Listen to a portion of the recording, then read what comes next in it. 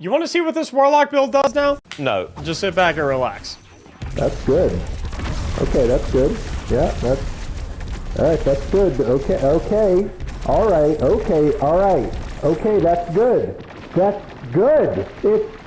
It's enough slices! So anyway, that is the new Nothing Manacles Exotic Gauntlets Warlock build, which comes with the Scatter Charge trait where you gain an additional Scatter Grenade charge, enables tracking for Scatter Grenade projectiles, and Scatter Grenade Final Blows create additional Scatter Grenade projectiles. And here's the thing, those additional Scatter Grenade projectiles created by Scatter Grenade Final Blows can also domino effect and create additional Scatter Grenade projectiles, which is exactly what you saw right there. So the gist of this build is we are going to be running it on pure Void Warlock, specifically with the Chaos Accelerant aspects, so that when we charge our grenade, for Scatter Grenade specifically, these sub-munitions are going to track to nearby targets, and it's going to give us an additional grenade charge for a total of 2 grenade charges, which when we couple it with the additional Scatter Grenade charge from Nothing Manacles, we get 3 grenade charges. We're also going to pair it up with Feed the Void, which makes it so that anytime we defeat a target with a Void ability, we're going to activate Devour. This is Empowered Devour as well, which means we get even more additional health regen and grenade ability energy for every subsequent defeat. That grenade energy, of course, going to be fueling even more Scatter Grenades. As far as the rest of the subclass goes, I feel like Healing Rift is kind of not really valuable here. It's a little bit overkill considering how much healing we're getting from Devour. We're always going to have it up through Feed the Void. So I actually like Empowering Rift so we can increase our weapon damage and get even more ability regeneration through our 3 basic abilities whenever we stand in it. As far as super goes, I like Nova Bomb Cataclysm. That's the Slova Bomb. You can go with Vortex if you want. You can even go Nova Warp if you want, but you are going to have your super up very frequently with how much super energy we are going to be getting with this build. As far as fragments go, we're going with the Echo of Instability. We're defeating targets with grenades is going to grant volatile round to your void weapons. While your scatter grenades are running out, destroying everything, your void weapons, they get volatile rounds as well. We're also going with the Echo of Persistence, where void buffs applied to us, specifically Devour, has increased duration. We're also going to be going with the Echo of Expulsion, where void ability final blows are going to cause targets to explode. Even more explosions, you get the gist. All the scatter grenade sub-munitions, everything's exploding. It's also going to give us +10 to our super stat. And finally, Echo of Undermining, our void grenades are going to weaken targets, 20% debuff. So for in Grandmaster level content, stuff like that, which is where we're going to be testing this, by the way,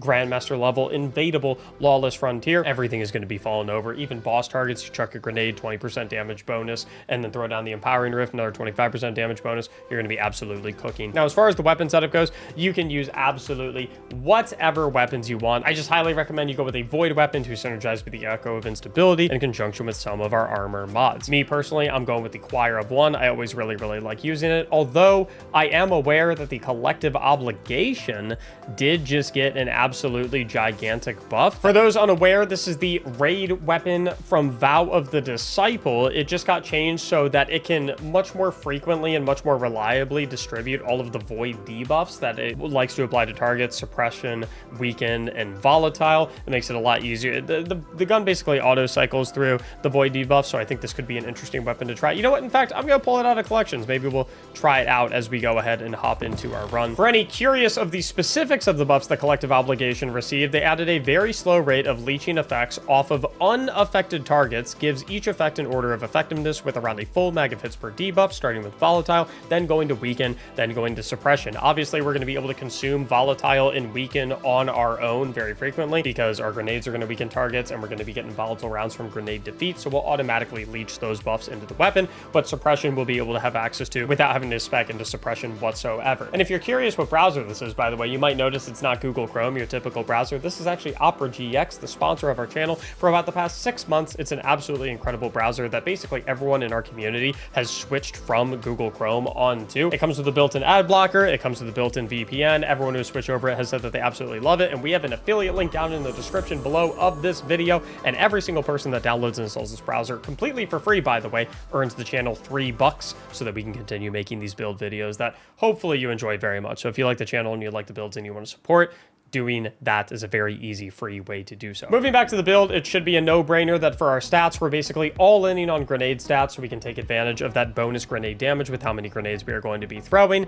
and then maybe a decent amount of super stats so that we can take advantage of a lot of supers because we are modding into having a decent amount of super energy. Aside from that, a little bit of melee stat can be nice for some pocket singularities, a little bit of class stat can be nice to help out with your empowering whiffs. I would personally lean more into the class stat than I would into the melee stat if you have a choice, and then a little bit of weapon stat. Never hurt nobody. We don't care about health stat and PvE now. As far as our armor mods go, we're going to go with double ashes to assets so that every single time we get a grenade final blow, we're going to get bonus super energy, and with 2 copies of it, we're going to get a ridiculous amount of super energy. Keep in mind, we're throwing grenades basically non-stop because we have 3 grenade charges. All of those scatter seekers are going off. Devour is proccing to give us grenade energy refund. We're going to be cooking with these 2 ashes to assets mods. We're also going to be going with the harmonic siphon, so rapid void weapon final blows are going to create an orb of power. Down on the gloves, we're going double firepower so that every 5 seconds our grenade final blows create orbs of power in conjunction with a grenade font mod, so that anytime we're armor charged, we get 20 bonus to our grenade stat. That's going to take my personal grenade stat from 174 to 194, give me even more bonus damage. Down on the chest piece,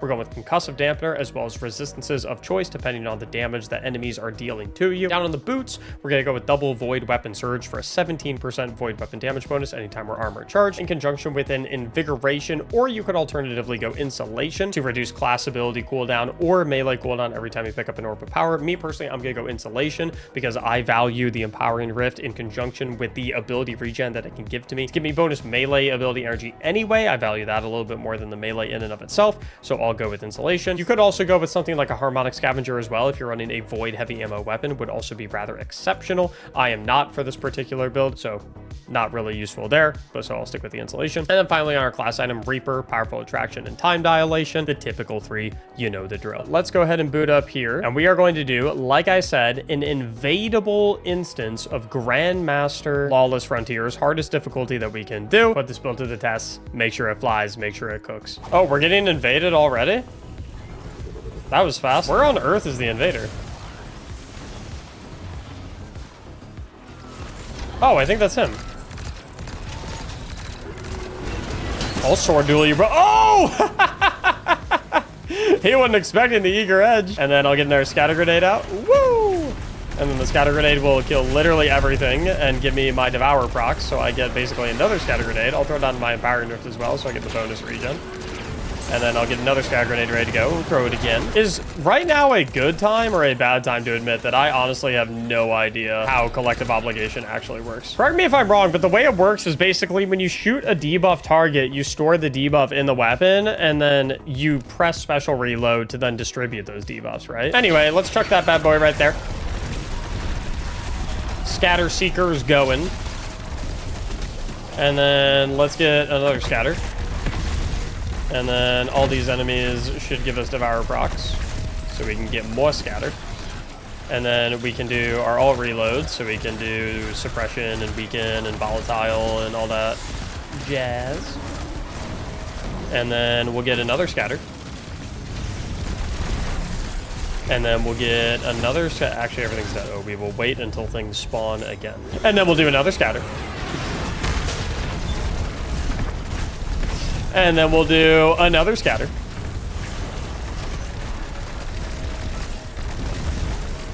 I think, yeah, the build's not that complicated, I'm not gonna lie. It's rather simple. I want every single person in the chat, twitch.tv/Mactics, where we film all these live, by the way, to guess what the next ability that I'm going to use is.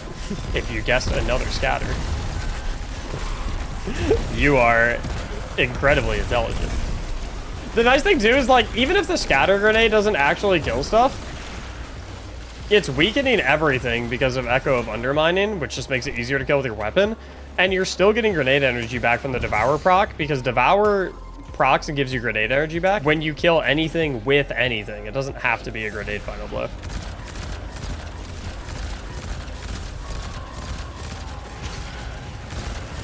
This gun is, like, broken because I'm shooting suppression out of it.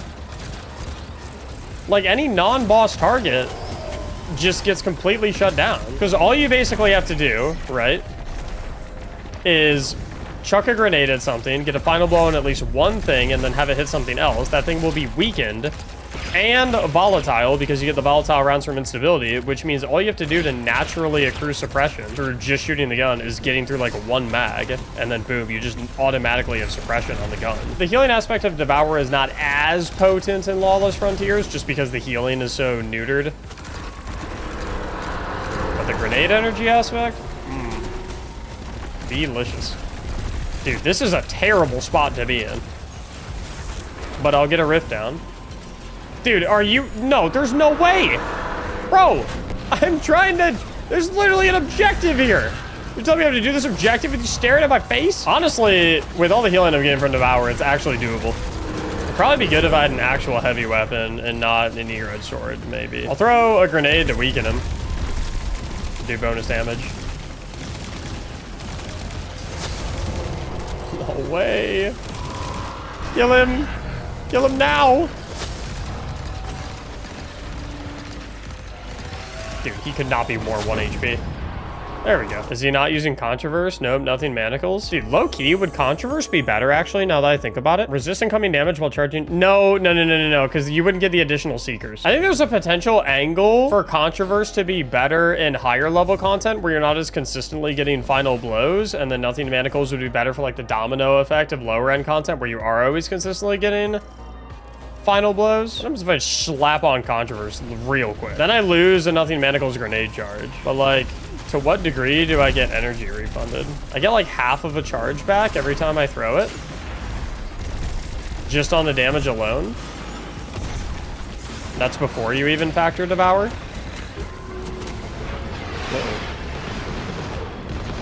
If you're gonna use Controverse, you're probably gonna go Axion Darts, right? Because like, even though you're not getting final blows on everything with the scatter grenades, you're getting final blows on enough stuff that the additional Seekers do come into play. Like, anytime you throw into a pack of enemies, there's always going to be, like, a tanky enemy and then, like, 4 trash mobs. And it'll deal a decent amount of damage to the tanky enemy, but then also clear up all of the trash mobs, which will then spawn additional Seekers and deal even more damage to the tanky enemies. So, ultimately, an incredibly powerful and yet incredibly mindless build. It is not difficult to execute this. You just run in, charge up a bunch of grenades, chuck them everywhere, and then everything kind of falls over. Obviously, like we demonstrated, we tried that out in the hardest difficulty of Lawless Frontier that exists at Grandmaster difficulty. You are going to have a little bit more of a difficult time one-shotting everything with the grenades, specifically the tanky boss and mini boss targets. In basically any on-level content, though, this thing is going to one-shot every single thing. You're going to have non-stop triple grenades up. But even in the harder difficulty content, you are going to still be in pretty good shape due to the fact that you are still one-shotting basically every trash mob. It's making all the cascading scatter projectiles. Those, in conjunction with the original scatter projectiles, are going to apply to the tankier targets. They're all going to apply weaken, and you still get tons of grenade energy, tons of survivability. Still a fantastic feeling build. I hope you enjoyed it. Destiny item manager link in the description down below if you want to copy it over nice and easy. Make sure to also check out the Opera GX affiliate link in the description below. Try out a new browser, $3 per person that downloads it. Appreciate your support very much. Helps the channel greatly. I hope you enjoyed. Thank you so much for watching. As always, have a great day.